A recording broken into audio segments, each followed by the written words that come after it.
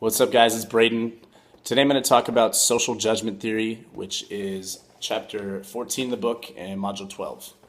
So the main point of social judgment theory is that we have three latitudes of judgment. First one is our latitude of acceptance. Second is our latitude of rejection. And the last one is our latitude of non-commitment. Basically, if you have a large latitude of acceptance, you are easily persuaded. If you have a large latitude of rejection, you are not easily persuaded. The two main concepts in the chapter that I'm going to focus on are assimilation and contrast, and those are two errors that we make when making judgments about things. So assimilation is, the book calls it a perceptual error whereby people judge messages that fall within their latitude of acceptance as less discrepant from their anchor than they really are. Basically, like if somebody says something close to what we agree with, we perceive it as being even closer to our actual opinion than it actually is. Contrast is the same thing, but just for rejection. So if somebody says something that is even a little bit different than our views, we perceive it as being way different because we're making the error of contrast. So I'll start with, for examples, I'll start with assimilation. So I was having a discussion about music at a bar with a friend of a friend who I didn't know that well, so I was trying to be polite. And he asked if I like Flux Pavilion, which is an EDM artist. And I was familiar with him, so I said yeah, and I told him my favorite song. And that was it. I didn't say that they were my favorite or that I loved EDM, but he took it that way and just excitedly and drunkenly went on about Flux Pavilion for the next 10 minutes.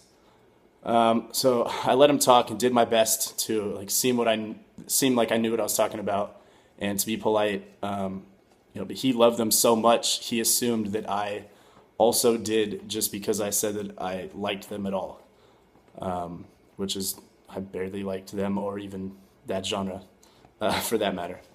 So that's assimilation. For contrast, I was working at a small office supply store in Boerne, and an older customer came in who apparently came in every week to talk to my boss, but my boss was out, so today he sat down and talked to me. And he asked me what I do, and I said I'm a student at UTSA, and I started telling him about how UTSA was expanding and getting a lot more credibility and how they were becoming more diverse, to which he responds, "Oh yeah, it's been a lot more diverse around here lately." I thought he was being genuine, so I replied, "Yes sir, it has." Apparently he was not being genuine, and he started trying to have a full-on race discussion with me while I'm at work, if the phones are ringing and everything. So after about a minute, I told him that I had to close for lunch, even though it was like 10:30 in the morning, and that he had to leave. So since I agreed with him even a little bit that it was becoming more diverse, he assumed that I shared his very specific and very racist beliefs.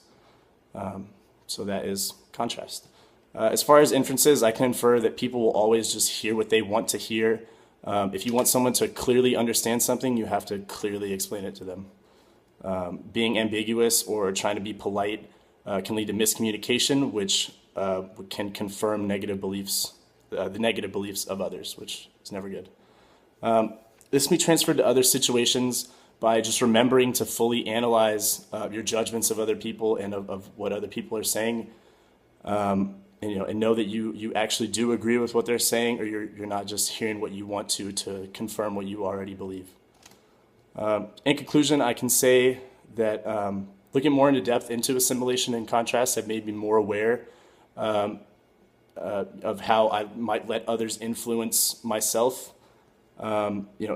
Which judgment errors have I committed? I'm sure I've committed both on multiple occasions, but this has gotten me to think about them more and will have me continue to think about them in the future.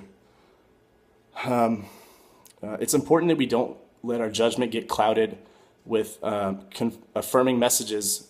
We need to be aware of opposing views and opinions so that we can, we're not just blinded like a lot of us are sometimes. For my closing statement, I have a quote by Isaac Asimov, and it says, "Your assumptions are your windows on the world. Scrub them off every once in a while or the light won't come in." Thanks.